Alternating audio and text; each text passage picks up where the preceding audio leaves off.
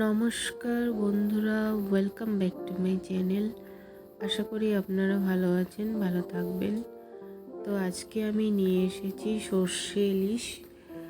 তো এটা বানানো খুব সহজ। তো এখানে আমি নিয়েছি ছোট সাইজের ইলিশ নিয়েছি। এখানে আমি নিয়েছি 6 পিস ইলিশ। তো এখানে আমি ফার্স্ট টাইম লবণ দিলাম,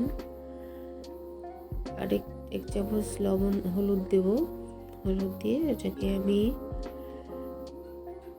সবগুলো মাঝে ভালোভাবে একটু মেখে নেব। তো সবগুলো মাছ আমার মাখানো হয়ে গেছে। তো এটাকে আমি 10 মিনিটের মতো রেখে দেব। তো দেওয়ার পরে এখানে আমি একটা মশলা পেস্ট বানাবো। তো এখানে আমি সাদা সর্ষে নিয়েছি, আপনারা পারলে কালো সর্ষে নেবেন। আর এখানে আমি কাঁচা লঙ্কা নিলাম 5টা, আর দিব 1 চিমটে লবণ। তো সর্ষে বাটানোর সময় কাঁচা লবণ একটু ইউজ করবেন, তাহলে সর্ষে বাটাটা তেতো হয় না। তো এখানে আমি কড়াই বসাইলাম। কড়াই বসার পরে এবার আমি এক এক করে মাছগুলোকে হালকা একটু ভেজে নেব। এইটা কাঁচাও বানা যায়। তো আজকে আমি ভেজে আপনাদের কাছে শেয়ার করলাম। তো অন্যদিন একটা রেসিপি নিয়ে আসবো কাঁচার। তো এখানে আমি ফার্স্ট টাইম মাছগুলোকে দিলাম। দেওয়ার পরে একটু আমি মাছগুলোকে উল্টে নেব। সবগুলো মাছে একটু হালকা আমি উল্টে নেব। তো উল্টানো হয়ে গেছে। তো এবার আমি নামিয়ে নেব। তো আমি শুধু মাছটাকে শুধু ফ্রাই করব। তো সবগুলো মাছ আমার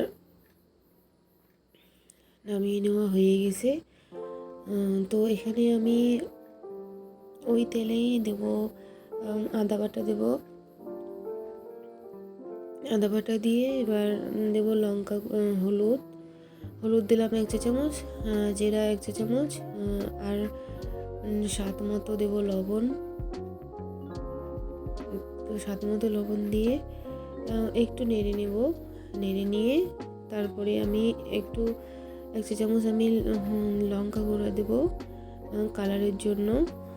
তো একটু আমি হালকা শুধু একটু ভেজে নেব।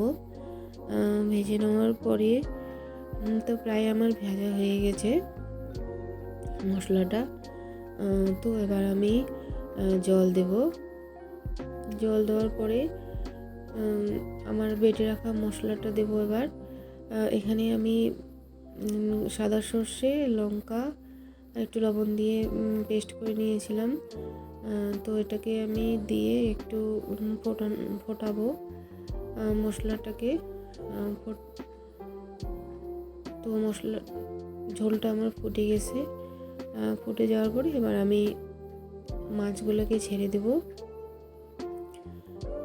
তো এখানে প্রায় আমার হয়ে এসেছে। এবার আমি উপর থেকে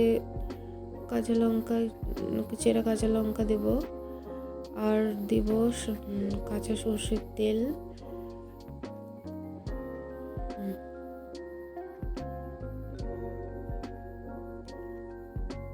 এখানে আমি এক চামচের মতো তেল দিলাম। দেওয়ার পরে একটু নাড়াচাড়া করব। নাড়াচাড়া করে এবার আমি নামিয়ে নেব। তো ভালো লাগলে লাইক, কমেন্ট, শেয়ার অবশ্যই করবেন। আর আমার নিত্য নতুন রেসিপি দেখার জন্য আমার পেজটাকে সাবস্ক্রাইব করে রাখবেন।